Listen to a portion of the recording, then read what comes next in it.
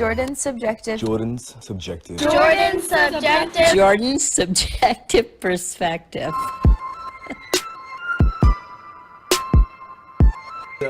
So we were just talking before the podcast. Basically, Xander and I, you saw me whenever you were driving in your car today? Yeah, so I'm visiting Springfield just to catch up with some old friends. I compete in powerlifting. My coach lives down here. So whenever I'm in town, I try and meet up with him so we can train. He gives me some pointers, like some direction, right? I don't know where I was coming from. I can't remember. But I was on turning on to Grand, headed to Supplement Superstores where I used to work to meet up with a guy that I used to work with and like hang out with him for a second. Oh, absolutely. And you were walking down the street. I'm like, holy shit.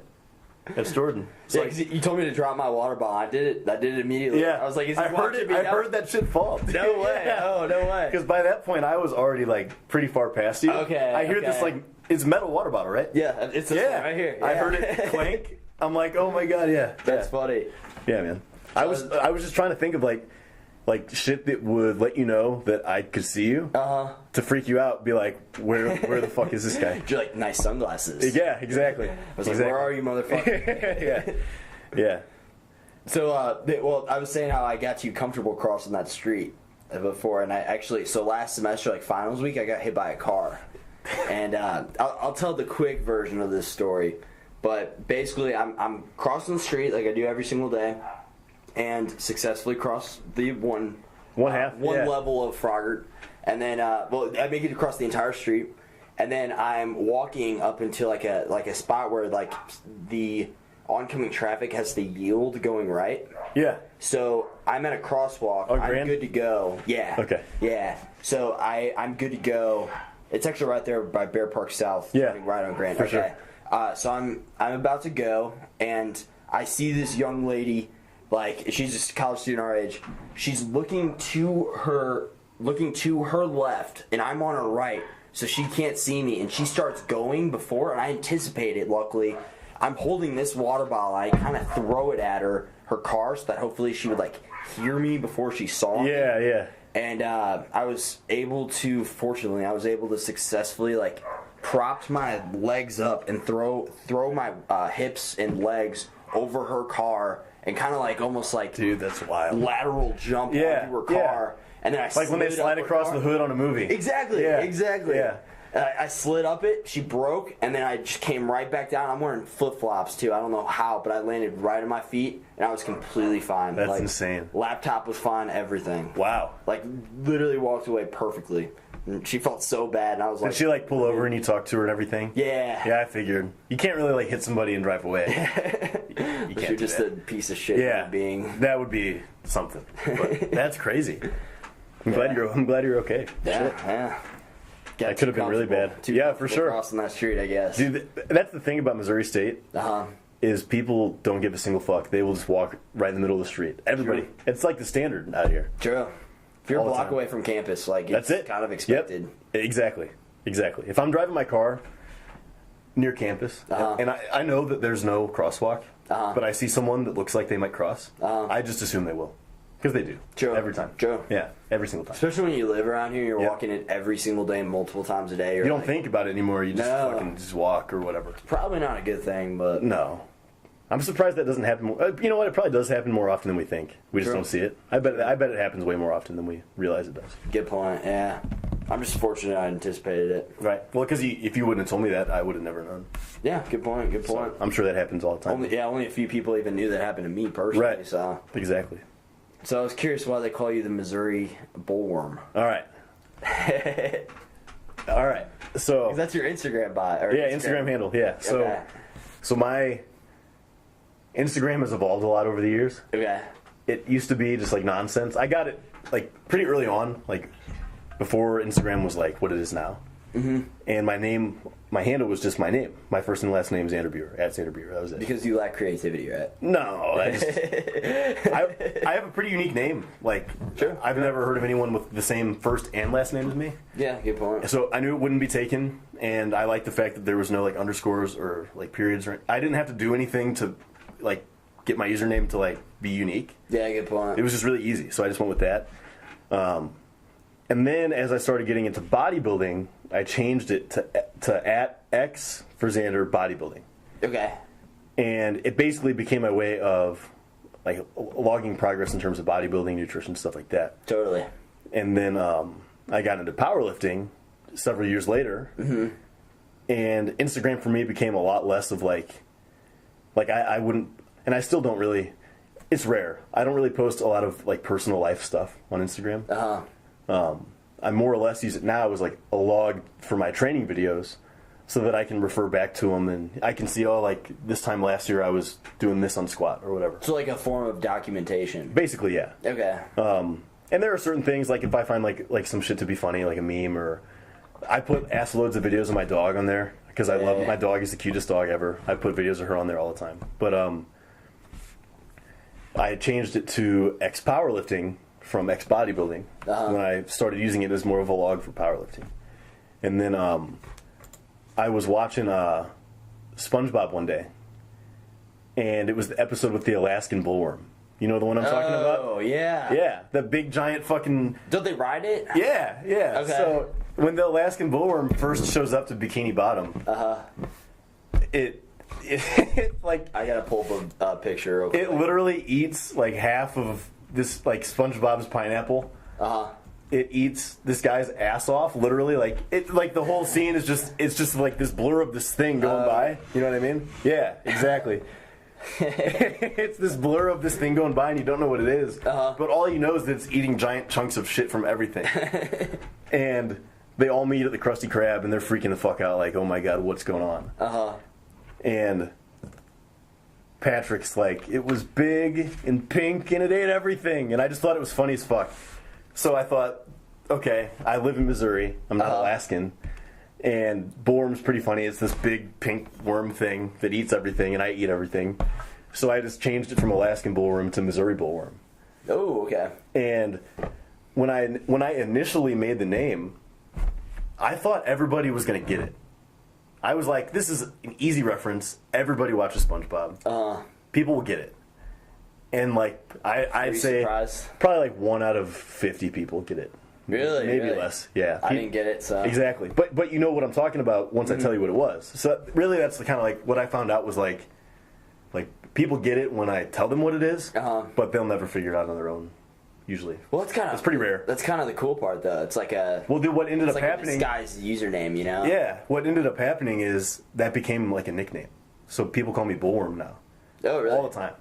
And they don't know like what the reference is. All they know is that that's my handle, and it's like different, and they don't know what it's from, so they just call me that. Do you like that like dramatic irony to like? It's pretty funny. Really? Yeah, it's pretty funny. I don't mind the nickname at all. I think it's hilarious. That's awesome. Yeah, I don't mind at all. I think it's funny as shit.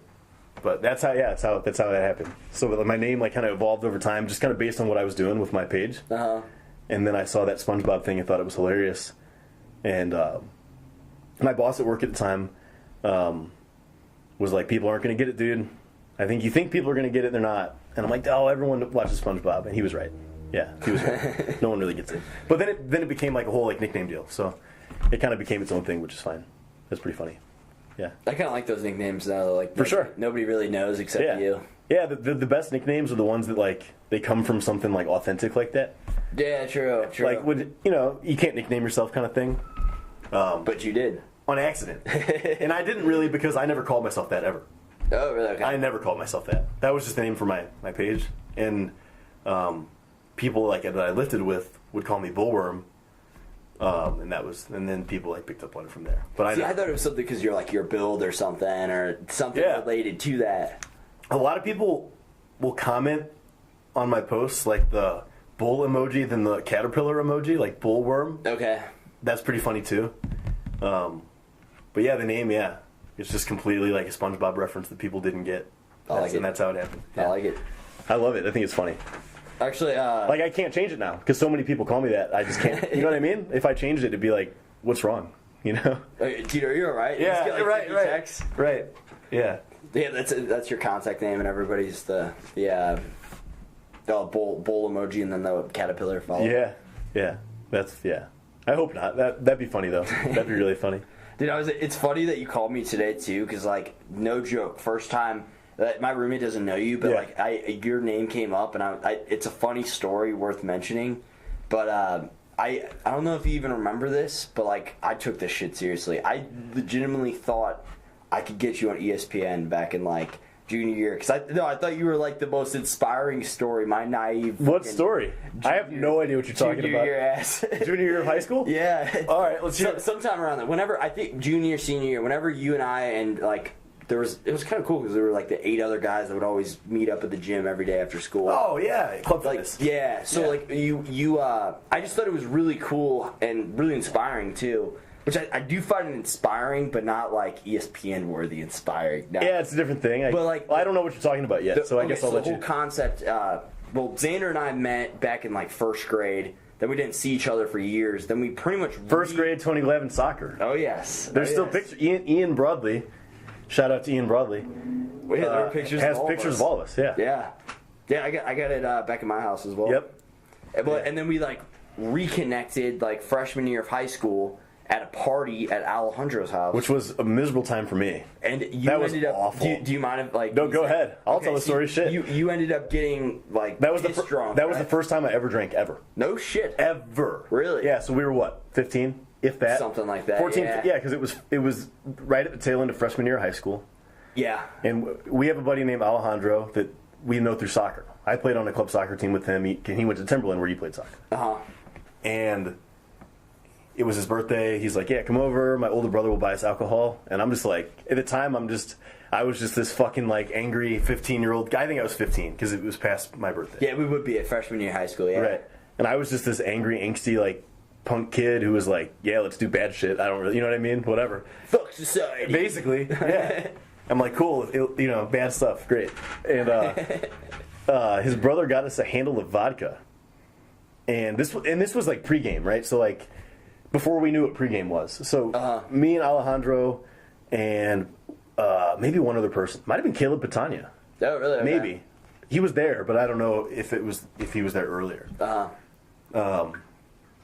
Anyway, we all met up at his place like way before the party was going to start. Maybe like 3-4 o'clock when the party started at I think 7 or 8. Okay. And this was like, I'm talking like my mom had to drop me off there type shit. Okay, we didn't yeah. have cars. We were like kids. True. Yeah. So my mom drops me off at his place, and we go to Walmart, and somehow they got a hold of this vodka, and You guys were probably just throwing it back ignorantly. Had no idea the effects. no one else was besides me because really? I just didn't understand. I was just absolutely. First I time was drinking. fucking stupid, Uh-huh. and all I knew was it tasted bad, and when like alcohol doesn't hit you right away. It's not like other drug like. You drink it, and you're not drunk right away. It's not like it hits you right away, And they were like, yeah, just throw that vodka in this water bottle, and while we walk around Walmart, you can just drink it, and they'll think it's water, because it looks like water. And I just didn't get the memo that... Getting drunk in Walmart. I baby. didn't... Yeah. I didn't comprehend the fact that drinking is not... You don't drink it like water, you don't drink it like soda, you don't drink it like a Gatorade. You like pace yourself, Yeah. By the time we left Walmart, I'd finished the entire water bottle, and it was straight vodka. Straight vodka. What is that? That's Probably a considerable amount. 15 ounces of straight vodka. And a ton. 1.5 is a shot. So what's that? 1.5 ounces is a shot. Yeah. That would be, dude, what 5-6 ounces, 5-6 shots. Wow. Vodka. Yeah. Wow. And we were in Walmart probably half hour. We were just getting like party favors. No, would that be 10, right? That'd be 10. Yeah. That'd be 10 shots worth. Holy shit! Yeah. That's wild. Yeah. Oh, wow. Yeah, 10 shots worth. You're right. You're fucking throwing them back. My math in was Walmart. bad. Yeah. No, you're cool.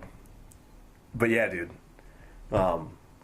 No idea what I was doing. All I knew was this is alcohol. I'm supposed to drink this, and when I drink this, I'll be drunk and have fun. That was like my thought process. Like fuck authority, drink this vodka, have fun. That was it. And I had this bottle damn near finished by the time we left Walmart, and I remember like finishing it like on the drive home, if not right when we got back. And nobody's going at this with you. I was the only solo. They maybe had a few beers, Okay. but they were a lot more experienced than me. Okay. So they knew, like, oh, I'll have a couple beers now. maybe a couple beers in an hour or two. And then when the party starts, I'll start to actually drink a little bit. These are not homies right now. They're not helping you out. Dude, I think they were fucking young and dumb just like I was. Where Okay. it probably didn't even cross. You know what probably happened was they probably just assumed I knew what I was doing because I acted like I did. Oh, you know what I mean? Yeah. I'm in this situation like portraying like this isn't my first rodeo. When I really They don't know. They don't know. They don't know well enough to be like, yo, you shouldn't do that. They just weren't, thinking that, and I don't blame them. It's not their fault. But we get back to their place. Cool. I'm just like, whoa, what the fuck, right? So, and I remember seeing you there specifically. Yeah, I remember seeing you like right in the beginning. Yeah, because it was the first time seeing each other in years. Exactly. I remember juggling a soccer ball. Exactly. You remember that? And, no, that's funny. I don't remember if it was you or someone else was like, dude, you're fucking wasted. There's no way you can juggle a soccer ball. And we were heavy into soccer. It was me at the time. and Kyle Adams. Yeah, that's who it was. We were heavy into soccer, so I'm like, and I was good at juggling. Like, fuck you, I can juggle a soccer ball. Just couldn't do it. I maybe got like 2 or 3 touches, and that was it. When normally I could just go with it. And by that point in time, people are actually starting to mix up their drinks and like start to drink. And I'm like, well, I guess that's what I'm going to do too. And I'm black from there. Do you remember anything after that point? All I do remember you went downhill really quick at that party. Like you were keep in really mind, drunk. I was 15. Probably by that point in time, I'd been lifting weights for a while. I was probably between 140 and 150 pounds, so tiny, Right. With no experience, no idea what I was doing. Already 10 shots of vodka deep, apparently. You know. And my last memories are: we get back to his place. I take my shoes off. I put my phone and keys in my shoes. Time goes by. Don't remember what happened. Everyone's at the party now. Like that's all I remember is like put my shit away. Time goes by. I don't know how much. Next memory is, bet you can't juggle that soccer ball. I get like 2 or 3 touches and fail. And then Dunzo. And then now there's one more. Okay. A little bit more time goes by. And then I remember walking into Alejandro's room and like dolphin diving onto his bed, like jumping onto his bed. And once I hit the bed, that's it. Really? Nothing else. Transitional period. Nothing else. On impact. On impact. Nothing else. I got nothing. I do. Okay, well, I'll tell it from my perspective as far as please. Like, pretty much I don't know how much time like elapsed from that point until this happened, but this is kind of a funny picture to paint actually. You're laying there like face down on the couch, with your head facing like off the couch, and then you just start like regurgitating all the alcohol. You're fucking puking like everything up, and then Alejandro's mom comes down and she's screaming in Spanish. Whatever she said. You guys need to get it. She's pissed. Yeah. She's fucking pissed. And I was just like, shit. Yeah. And then you ended up getting grounded for a few months, right? Yeah, dude, this story is like probably the biggest reason I got so into working out. But that's why I thought it was so inspiring and should be. Oh, is that why you brought it? Okay, so so I'll finish it from my perspective. Okay, totally. So my perspective was, and dude, the thing is this story used to embarrass me so badly. Anytime anyone would bring it up, I'd be like, "Fuck!" Like I don't want to talk about this. It's so embarrassing. I look back at it now, and I think the amount of time that's passed, it's like sorry to Alejandro's mom. Ago. Yeah, I mean, spring of 2011. Yeah. Yeah, that's nothing. And I look back at it now and I'm like, I'm kind of glad it happened. And I'm not at all like worried about talking about it or anything. I do feel bad. I never, at least that I remember, I don't remember ever formally apologizing to Alejandro's parents. So here that is. I'm sorry to them. But I don't think they probably even remember. I'm sure if they do. I'm sure shit like that happened. Yeah, I mean, whatever. Me and Alejandro were up to some shit that whole next year. So you're good. And Alejandro and I are cool now, 100%. Totally. I mean, he and I got in trouble a bunch of times. Okay. With other shit. Anyway. So I hit the bed, blackout, right?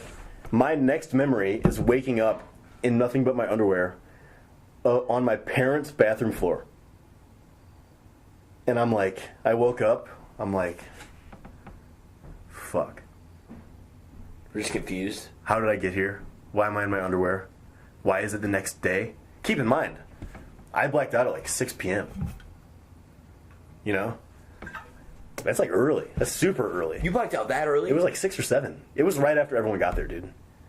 It didn't go on long. I do remember that. It was right after everyone got there. Wow. And I woke up the next afternoon on my parents' bathroom floor, the second story of their house, just thinking like, fuck. Because keep in mind, I'd never drank before. I had no experience blacking out. It was the first time in my life ever that I didn't remember like something that I did or my past events. You know, I'd never had my memory go out like that. And I walk downstairs. My parents both look at me, and I go, "What happened?" And they're like, "Oh, you're in big fucking trouble, dude." So what ended up happening was, my parents had to tell me all of what happened because I didn't know. So what? To hear that from your parents too. Yeah. Versus like your friends. Your friends, it's gonna be some positive reinforcement, like, "Oh, you did this." My parents were like, "This is what you did." And we had to come get you. And it was pouring rain, too. Apparently. That's what they told me. So what... There's adding parts. It was raining fire. Yeah. Yeah. There was an earthquake. It was awful. Blizzard and earthquake at the same time. Our car was attacked by some Eskimo children. Right. What they... And you can tell me if this is true or not. Because I couldn't verify it. They told me that they, like, what ended up happening was, Alejandro's mom got my phone, and this was before iPhones were a thing. So I had like a sidekick. Okay. You remember those? The phones that you could have it normal, or you could turn it on the side and flip it up, and there was a full keyboard. Oh, kind of like the Rumor. Just like a Rumor. Okay, sidekick. Absolutely. Yeah, just like a Rumor.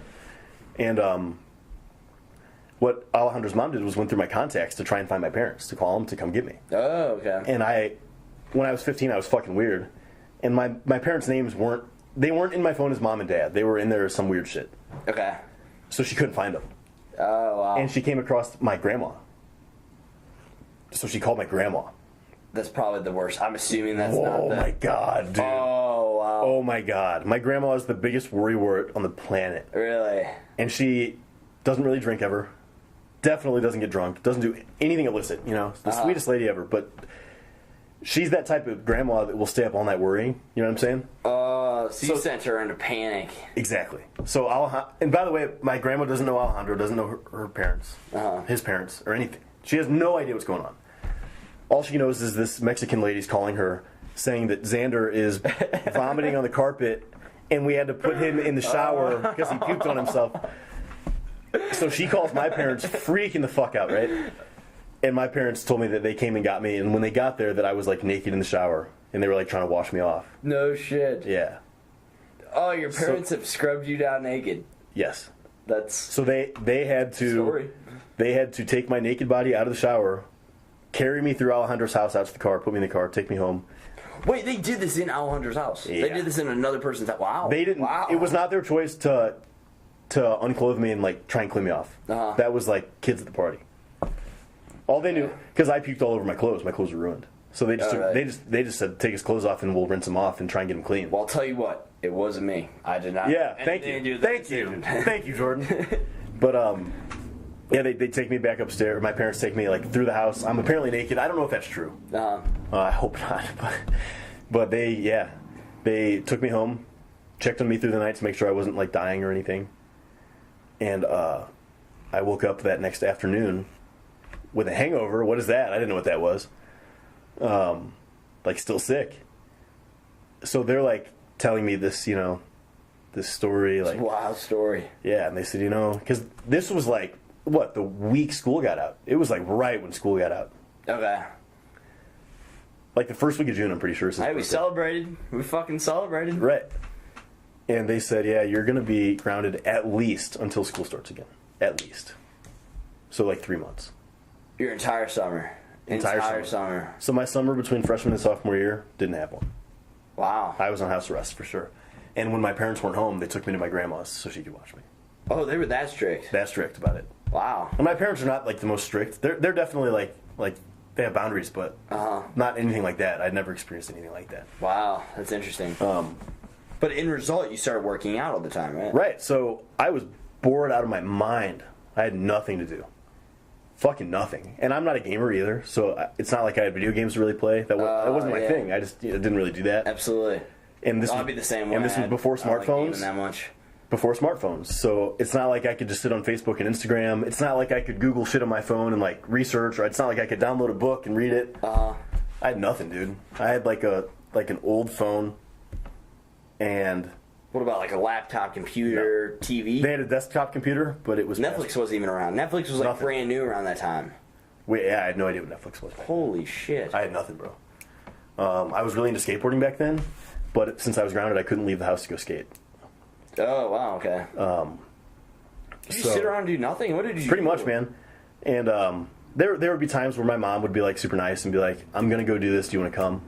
And it wouldn't be shit that I'd normally ever want to do, but I'd be like, "Just get me out of this fucking house." Like, whatever. Absolutely. She'd be like, "I'm going to look at like pillows or something." I'd be like, yeah, I'll go with you. Please, Yeah, exactly. Please. So let's see some fucking pillows. My grandma, like, huge shout outs to my grandma. She would always try and give me something to do. So if my mom and dad dropped me off to my grandma's while they were at work or something, my grandma would be like, "I'm gonna go to Barnes and Noble. Like, do you want to come? You can read books while you're there, or I'll buy you a book while we're there." Like, she would do that type of shit. What I would end up doing, just getting into reading or something. Yeah, so she would ask me to go places that she knew I'd kind of like be into on purpose. And then while we were there, she'd like hook me up with something that I could take home and I had something to do. So she kind of had some pity for you. Oh, for sure. How bored you were. Yeah, after she got over the initial shock, yeah.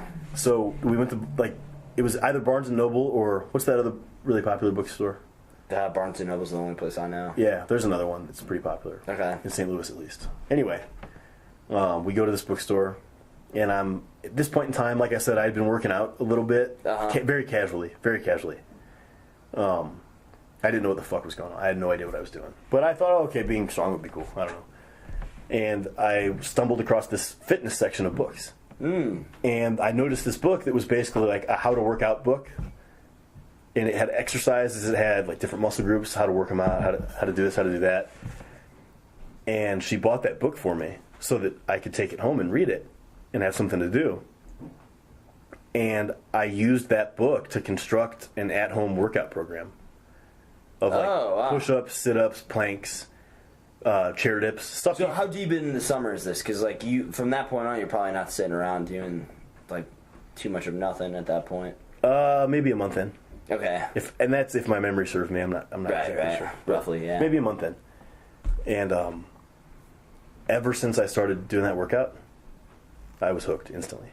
Wow. Like I probably, other than being like deathly sick or very injured, which I've been very injured, other than those scenarios, I could probably count the number of workouts I've missed since then on one hand. Wow, no way. Yeah. What, referring to like I'm saying like days of the week or like scheduled workouts, right? Okay. So as long as like since then, right? I've had like kind of a workout split planned ahead of time. And it'd be like, I'm gonna do this many workouts this week. And I would do them all. Wow. Even if I like maybe something happened and I missed a day, I'd go back the next night and do it or whatever. You know what I'm saying? So totally. I really haven't missed workouts. Maybe, like I said, 5 times tops since that happened. Wow, that's a lot of discipline. Yeah. Just because basically what ended up happening was like that event traumatized me a little bit, and I thought, one, I have nothing to do. Let's take advantage of this time and do something productive. And that was just a really, like, I enjoyed that, you know. So what do you... And at the time, dude, I was super, like depressed and anxious and just, like I said, I was just, like, basically fuck authority. I just want to be, like, different from like, everything and just really, like, all this pent-up aggression and angst and anger. So you just put it all, channeled it all channel, yeah, that and music, yeah. Okay. Yeah, you have always been really into music. Super into music. Music's my first love, hands down. Hell yeah. So, because I've been into music since I was like 8 or 9 years old. I used to buy CDs all the time. No, very cool. How's that added to your like working out experience? Music? Yeah. I don't have like any direct links necessarily. I think music's a great way to channel like passion and emotion, Yeah, like, and if it's you like get stimulate your mind and then Yeah. get you really like going. like music, I consider myself to be like at least relatively emotionally intelligent. Like I do a pretty good job. I feel like of like feeling and like being like, okay, this is how I feel. Maybe this is why. Maybe this is why. Okay. And music like at least for me, music enhances my ability to cope with emotions and understand emotions. And this is kind of a stretch, but I think if anything, that aspect of music has allowed me to like channel my aggression positively for lifting weights. Okay. Like if something shitty happens to me, instead of me, like when I was 15, it'd be like, I'm pissed off because this shitty thing happened to me. I'm going to take it out on my loved ones and be a dick or kick someone's ass or drink 10 shots worth of vodka at Walmart because I'm pissed off at nothing, you know? And instead of doing that, it'd be like, okay, I'm pissed off. I'd listen to some music. That music would help me cope with those emotions. And then I could take a step back and say, okay, instead of being an idiot, I'm going to channel this aggression into my next workout. So you kind of accepted that you're going to have that aggression almost inevitably. And Pretty much. You found a really good outlet. Pretty for much, that. yeah. I'd say Okay. that's pretty fair. That's pretty fair to say, yeah. That's healthy. That's healthy. Right. And don't get me wrong, I slip up, you know. I think it's impossible to, like, you don't have a 100% record on No, absolutely. properly handling Everybody has shitty days, exactly too. Exactly, dude. Some days where things are just off or you're Right. just a little bit irritated. Right. And you know how it gets, but the older you get, the more shitty things that happen to you. True. And the older you get, normally the more severe those things are. Because when you get into real life, like, shit matters a lot more. True. When you're 15 and your girlfriend breaks up with you, you're like, yeah, I'm mad and sad, but I'm 15 and I'll have 10 other girlfriends in my life, and who gives a shit, ultimately. But when you're an adult and it's like, let's say someone loses their job, that's some serious shit. Right. That's like, oh, maybe I can't feed my family now. It's a lot different. Anyway, I just think, I think music helped me cope a lot. And if it wasn't for music, I would have been fucking probably dead, for real. Wow. Like, I had some really dark shit going on in my brain. Like, really fucked up dark shit. Wow. All the time. And I would just obsess over music. I'm an obsessive person, so like, and you probably know that about me. If I decide I like something, I obsess over it. Okay. And then I either like let it die or just, it's like on or off for me. I'm either Absolutely. obsessed with something or I could not give a shit. So music was my first love, and It's interesting. It's so binary. yeah, it is. I've never really thought much about that. But like music for me was like the thing like, hey, if I have like dark twisted thoughts going through my brain, instead of doing some fucked up shit, if I listen to this album and this album makes me feel a certain way, I relate to the lyrics maybe, or just love the sound of the music, or maybe I'll go home and like learn how to play the song or whatever. That gave me something to look forward to, and it gave me something to like feel like into, passionate about, and that alleviated a lot of the like problems mentally that I was having, and also taught me how to channel those emotions like into something like lifting weights. This later is on. so interesting because I actually just talked about this with Pat earlier, but like this is a concept that Jordan Peterson like really talks about, and you said you listened to Yeah, absolutely. podcasts before. Absolutely. But, like, His podcast, being able to- all his lectures on YouTube. Yeah. Like being able to channel that dark side and like Right. so that whenever you like But like he encounter, says, like if you're not able to make yourself into a monster, you're a helpless victim your whole life. exactly, And helpless victims are worthless. Absolutely worthless. there's helpless. And then there's monsters who are just plain old monsters, tyrants, you know, people that are not good for anything because they can't figure out how to channel their monster ways, you know. And those are people that turn into really terrifying, you know, harmful people. And then there's people who can kind of like understand that that side of them that's dark and scary and like a monster, and they can find ways to channel that into positivity. And that way, if there's ever a scenario that you need to be a monster to handle properly, You're capable. you're capable. The analogy that Peterson gave was, like what he said was, you'd think that someone who, like, let's say your mother suddenly dies in a car accident, right? You'd say you'd have to be a complete monster of a man to live through that. And he'd say that's the point, you know? It does take a kind of a monster of a person to live through a traumatic experience like that and come out on the other side, like, without being permanently damaged, right? Okay. But that's the whole reason that you have that side of you, so you can channel that and use it to your advantage to overcome. Yeah. Or so that you just don't surrender whenever. Exactly, because if you have no monster in you and you're just a helpless victim and your mom dies tragically, the rest of your life's over because you're just depressed the rest of your life. True. You're depressed the rest of your life. Your job goes to shit. You get fired. Can't pay the bills. I feel like also in that particular situation, you snowball the wrong direction. Absolutely, absolutely. Yeah. I feel like a lot of it goes back to acceptance of like your mom being dead as well too. That's definitely an element. But yeah, that's really interesting. Well, you might say you'd have to have like a monstrous side of you to accept something like that. Because that's brutal, you know. No one's denying that. So exactly. Yeah, have that morbid side and really develop that. With exactly. And keep in mind, I'm like developing like this, like what we're talking about, with absolutely no idea what it is.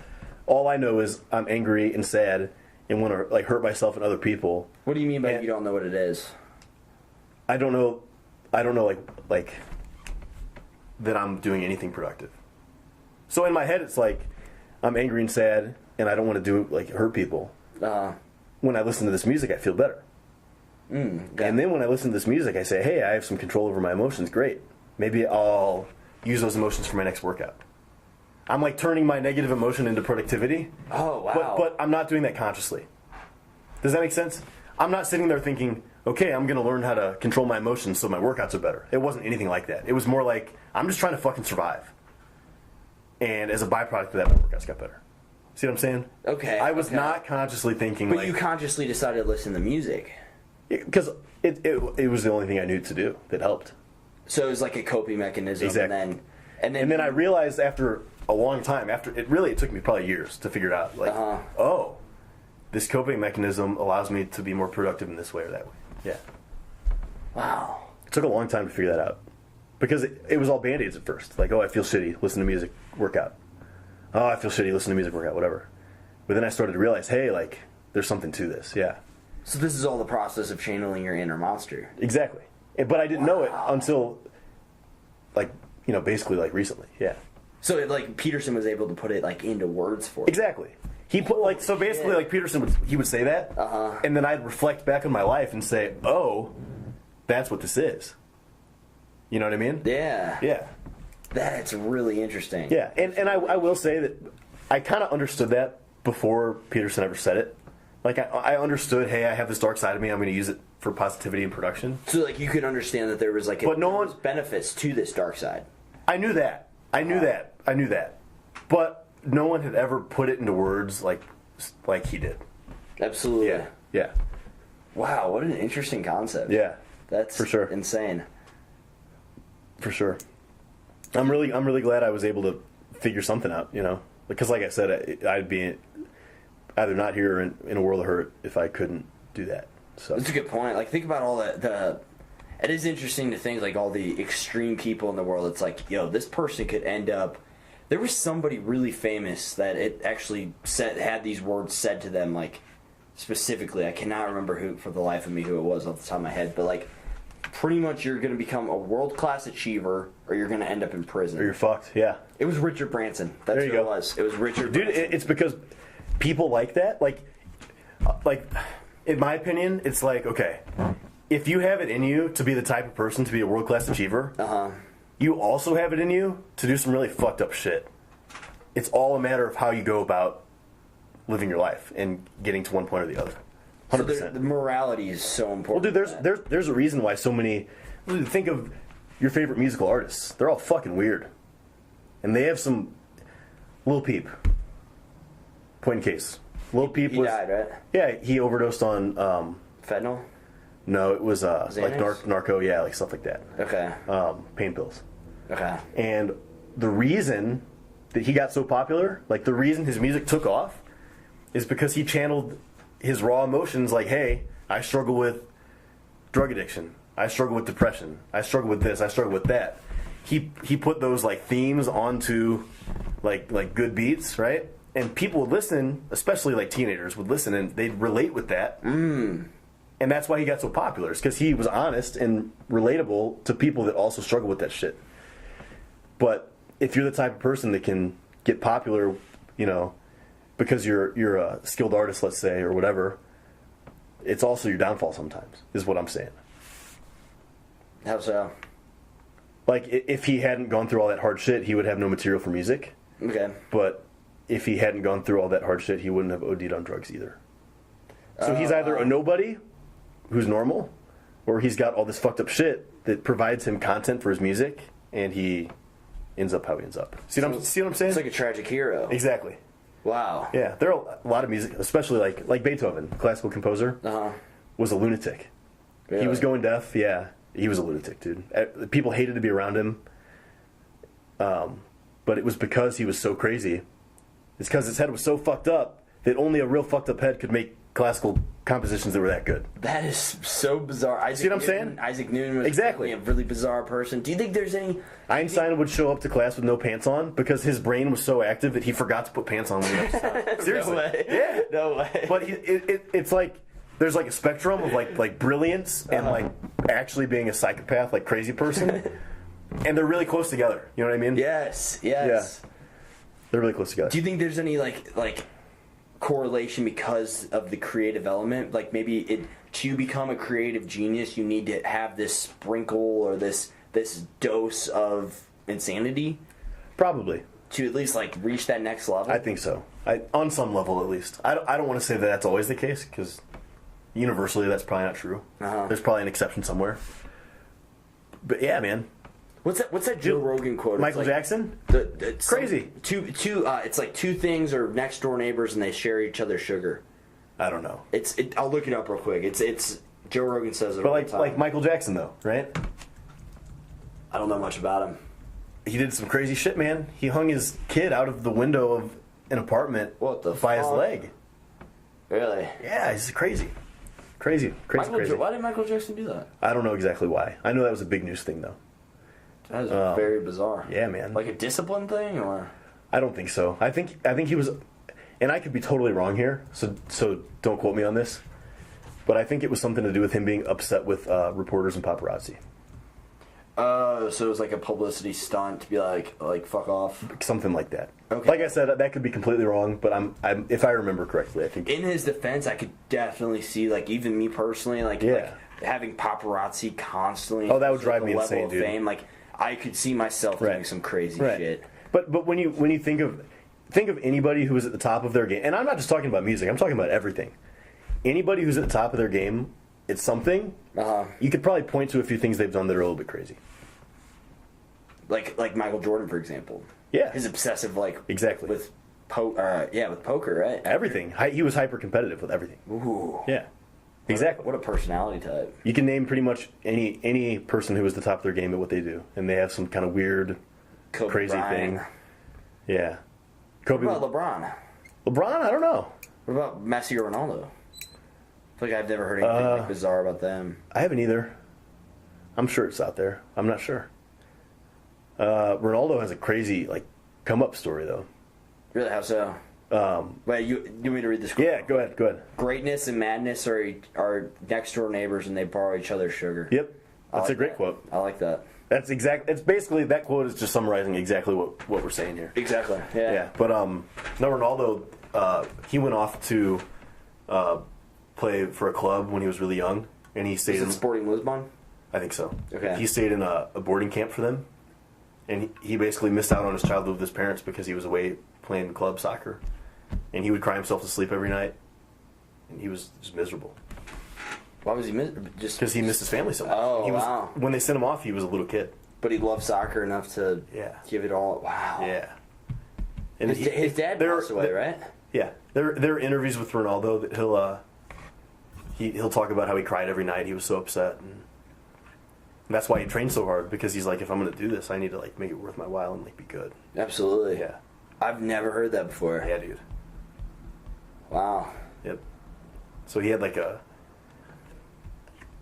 I don't know, maybe traumatic's not the right word, but if you're a little kid and you're taken away from your family to play soccer and you're crying yourself to sleep every night because you're so sad, you have no mom and dad to... What about the other kids? Are they doing the exact same thing? I have no idea. Or did he just cope with it emotionally a lot more? No idea. Because that's the one thing I do love about Ronaldo, man. He's so emotional. I love his passion, his emotion for the game. I've seen him cry in the field, I think, maybe 2 or 3 times. Really? Yeah. Wow. I've seen him cry a few times, too. Yep. Portugal in the World Cup, when he got hurt and had to go off. He cried. When he realized they were going to lose, he cried. Yeah. Wow. Like, openly. Everybody could see. Honestly, no, like I was watching some Messi highlights the other night. It was like, it's actually pretty cool if you ever get like a spare hour. It's all of Messi's goals. Just like a ever? compilation. Swear to God, yeah. Dude, that's crazy. I think it's like 600 goals. Or Yeah, it's something like, stupid. It's just like very, very quick, like very rapid pace, but they're awesome to watch. And I was sitting there, like, granted, I was drinking a little bit, but Hey, I was a little tipsy, but I was sitting there watching, and I was just like, that is so beautiful. Like, I was literally like, It's like watching him grow up. Yeah. Through the art of soccer. And just like, if you want to add the element of like the TV quality, like it's insane how much better the TV quality has gotten since 2008 or whenever Messi started. Right. Right. I guess that would have been like. Ibrahimovic is one of my favorite players. Ooh. And I like to watch old videos of his goals. And back when he played at like Ajax and when he played in Sweden, it's like watching it on a potato screen. It's like it's like pixelated. You can't even barely see the ball. It wasn't even that long ago. And then you watch highlights of him at PSG, and it's like you're in person watching it. Yeah, true. Yeah. Yeah, that's wild how that works. That really is wild. For sure. It's really not even that long ago, but It happened fast. Really fast. would you like to talk about powerlifting a little bit? Sure. What do you want to know? Well, what was the transition from bodybuilding to powerlifting like? So, I competed in a bodybuilding show in 2014. Okay. An NPC show. Really enjoyed the process. I really enjoyed myself. That was fun. But the thing about bodybuilding you have to understand, and if you're not someone who's familiar with bodybuilding, I'll kind of break it down, right? Like when guys compete in bodybuilding, true bodybuilding, not any of the other like sides of the competition. There's two things you need: size and symmetry. You need to have big muscles that are proportional, right? And condition, which is how lean you can get to show those muscles, right? Okay. And those are both really hard things to do. Building muscle is fucking hard. Getting conditioned is hard. And the dieting that's required to get in condition to step on stage and not be an embarrassment. What do you mean exactly by getting conditioned? Like losing body fat to show your muscle properly. Oh, wow. Because in terms of bodybuilding, right, this is not like, oh, I want to have abs for the beach. This is like, I want to lose every little ounce of fat I possibly can lose to be as lean as humanly possible. And it's excruciating. It sucks. Because you have to diet for... My prep, I think I did 16 weeks of dieting. Oh, wow. I only cheated one time in 16 weeks. Went to the Cheesecake Factory. It was awesome. So 16 weeks of dieting with only one cheat meal. For me personally. Some guys are lucky. They're really genetically gifted. They can cheat a little more than that. Everybody's different. So there's no blanket statements here. But the whole idea is I need to get as lean as possible. And... stepping on stage, doing all the dieting, doing all that stuff, that was cool. But at the end of the day, all that dieting caused me to be a lot smaller than I wanted to be. Okay. And that's something people don't understand as well, is you have to really lose a lot of fat to step on stage. That normally means losing some muscle as well, because while you're dieting, you can't build muscle very effectively. It's very hard to do. And I lost, I think, almost 40 pounds doing that show. And I just remember being this lean is awesome, this is great, but I feel tiny and weak, and I hated it. Hated it. Yeah. I loved how I looked awesome. But I felt tiny and weak, and I thought, what's the point of looking this good if I can't do anything? So you realized in that moment that you valued strength more than you did physique? Pretty much. Okay. Pretty much. I also started to realize, because this was kind of like around this time, like 2014, was right when raw powerlifting got popular. Okay. And powerlifters actually started to look good at the same time as be strong. So I'd look at Dan Green's one of the powerlifters I followed very heavily back then and still do.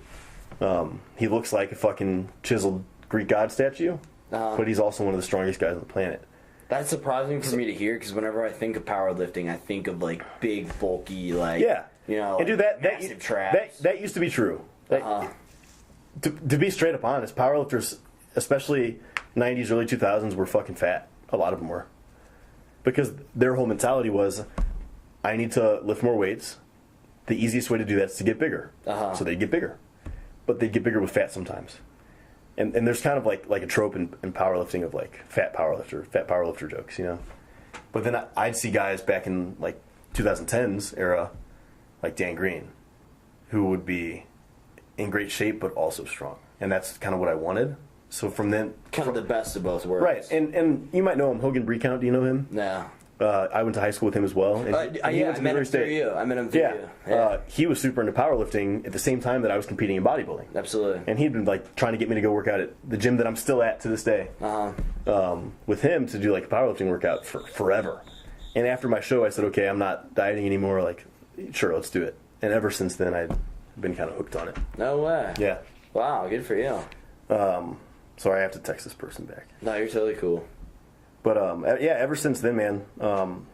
Like once I realized, hey, I can look good but be strong too. That's what I wanted.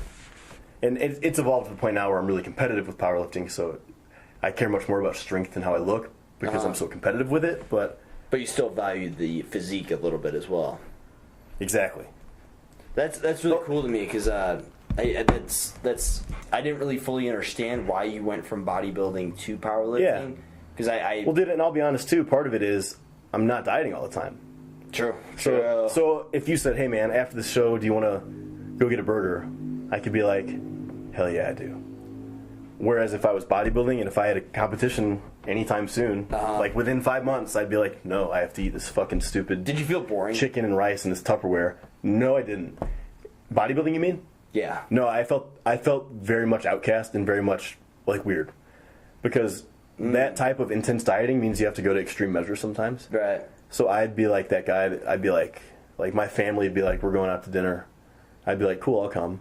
And then I'd show up to dinner with a Tupperware container of my own food. Right, yeah. And I wouldn't order food. I'd eat my fucking meal. Or showing up to a friend's house or wherever. Dude, I would show up to friends' houses with bags of raw meat and ask their moms if I could use their kitchens to cook. Really? Yeah. That's awesome. It's weird. It's commitment. It's commitment. It's you're right. It's like boring in the sense that it's very repetitive. Like you eat the same shit all the time. Yeah, that's true.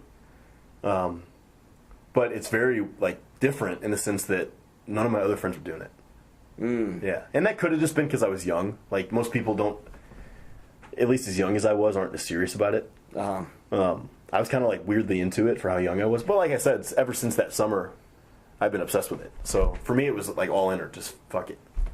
So I was, like oddly into it. So how much do you value nutrition now? My diet right now is pretty poor in the sense that I don't eat foods that are viewed as like traditionally healthy.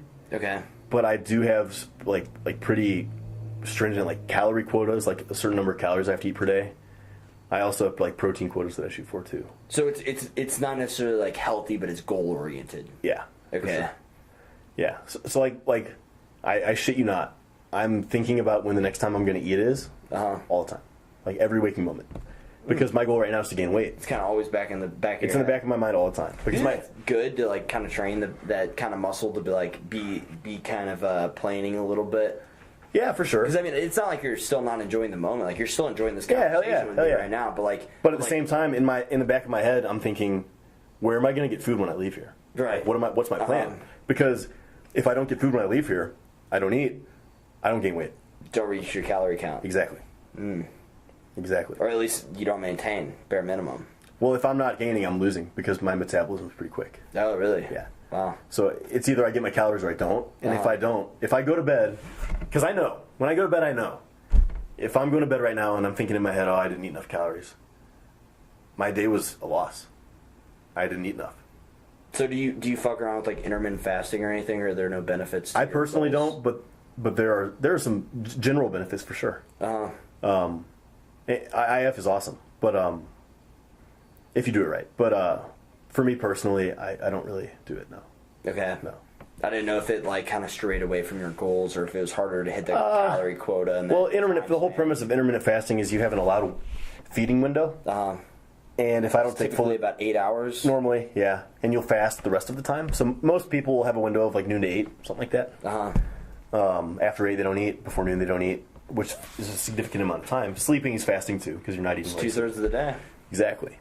But for me, it's like I try and take full advantage of my time spent being awake. So I'll just like eat first thing.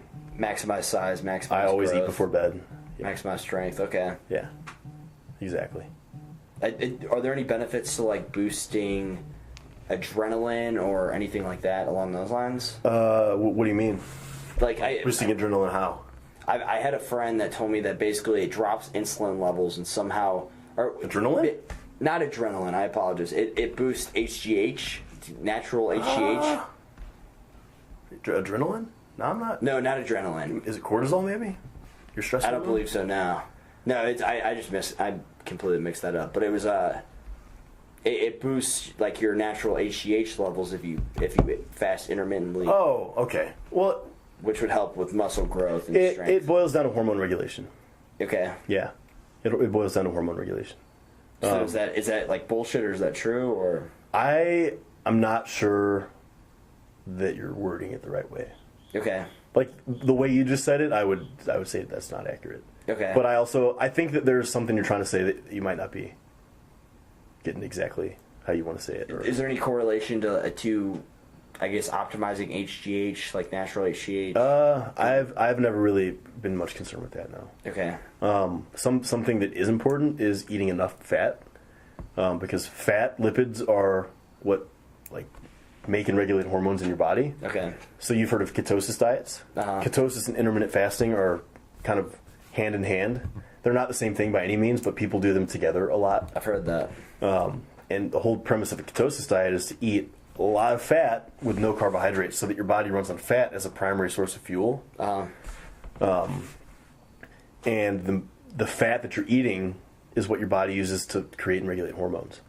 So that would boost testosterone. That would positively impact your hormone like production and regulation. Okay. HGH, I'm not sure exactly the correlation there. Is there any correlation to boosting testosterone with intermittent fasting, or is that completely dependent on? It's going to depend on other things you eat.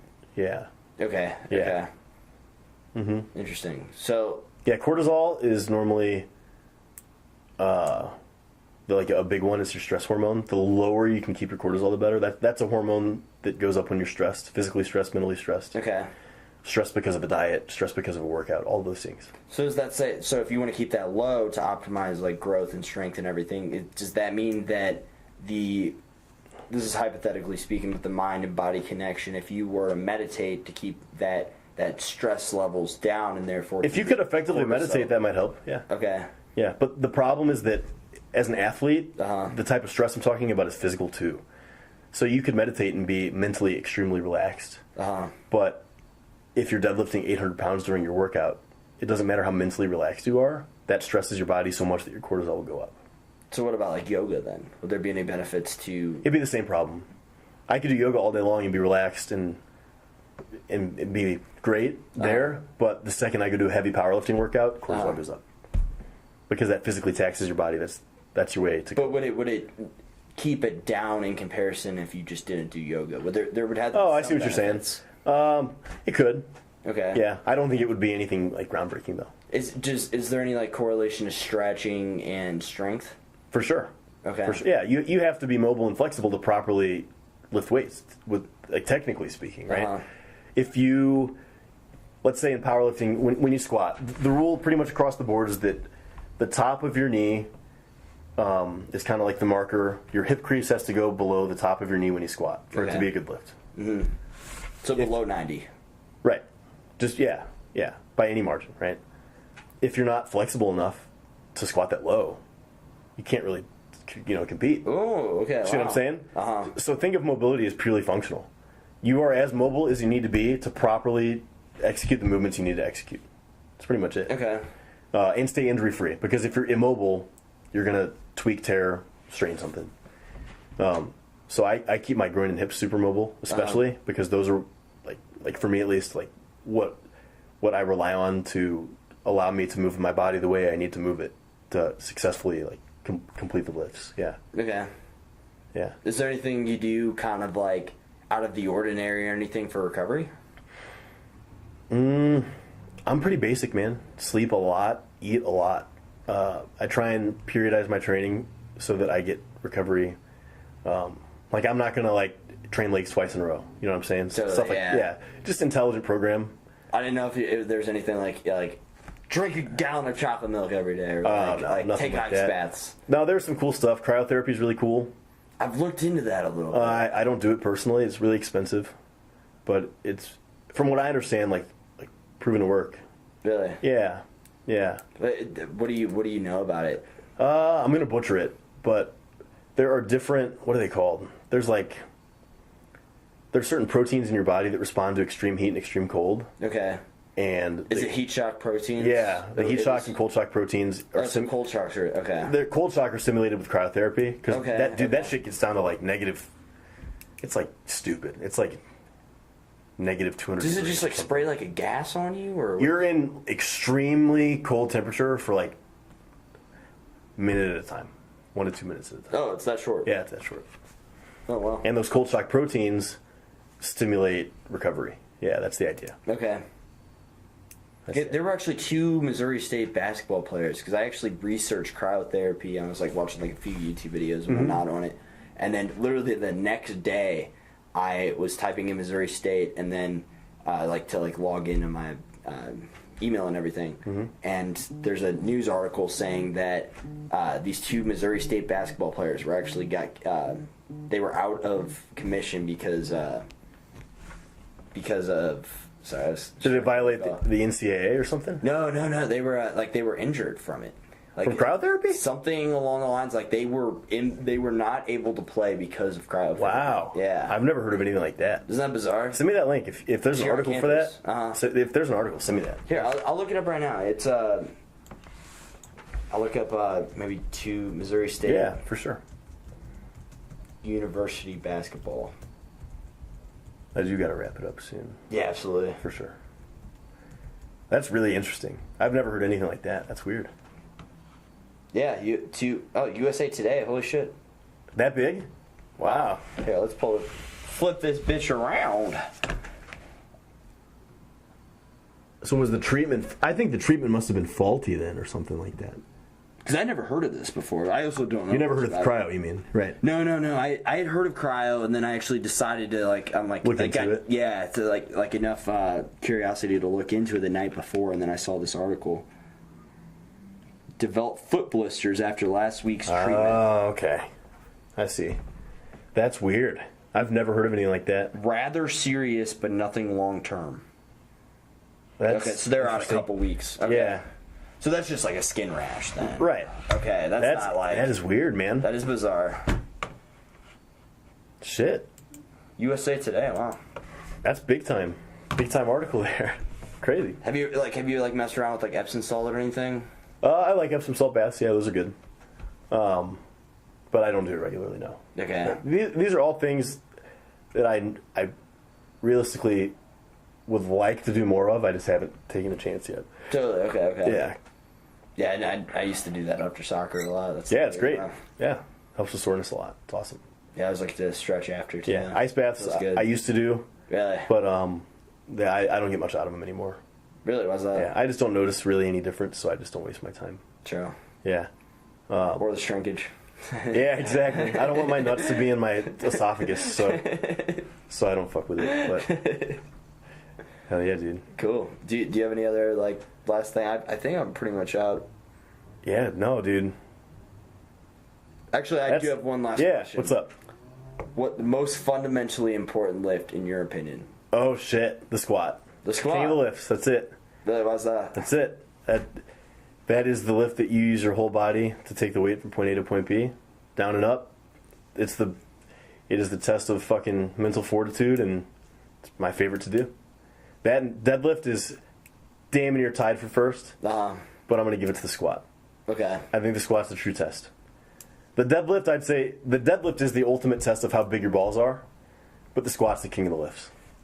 What do you mean by how big your balls are? Like why is that? Deadlift is a very mental lift. Really? And you have to, yeah. So it's either you pick it up or you don't. And there's a point when the weight gets heavy enough, when you're fighting it, when you're picking it up, trying to fight it to get it locked out, that your brain is like, "Fuck you, don't do this, quit." And you really have to dig deep to pull that shit through. So. Oh, do you like that mental barrier? Oh, I love it. I'm addicted to it. I'm addicted to it. Wow. I'm addicted to it. Well said. Well said. So I love squat. Deadlift is a close second, but they're both up there for sure. There's that obsessive personality. Yeah. Bench press is neither here nor there. There's a lot of pressing movements that are cool. Overhead press is cool. Log press is cool. There's different stuff, but squat and deadlift, yeah. Okay. That's it. Because those are the 3 major lifts, right? Yeah, squat, bench, and deadlift. Okay, for powerlifting. totally. For powerlifting. Absolutely. Yeah. Okay. Because that's like if you join like the 1,000 pound club or 800. Yeah, it's your total, which would be a combination of your squat, bench press, and deadlift. Yeah. Okay. Totally. Mm-hmm. Yes, sir. Hell yeah. Well, yeah, that's all my little questions. That's what's up, man. I'm glad you brought me out, dude. Dude, spontaneous. I loved it. This is great. Yeah, it was super random. Like just crossing the street. We talked about a lot of shit that I did not expect to talk about, but yeah, that's really cool. I love when people are into like Jordan Peterson, into this like whole new podcast culture because it's very awesome. interesting. It's really cool. Perfect. Dude. And not many people our age can relate. It's right. what I found, but doing our thing. Sure. Awesome, dude. Well, thank you, bro. Much love. Much love. Much love. That's what's up. Cool. This is Dunzo. 1 hour and 5 minutes, so like that's pretty much perfect. exactly what we called. Yeah. All right, cool. Deuces. Homegirl called me 3 times. Ooh. I was trying so hard not to be distracted by it.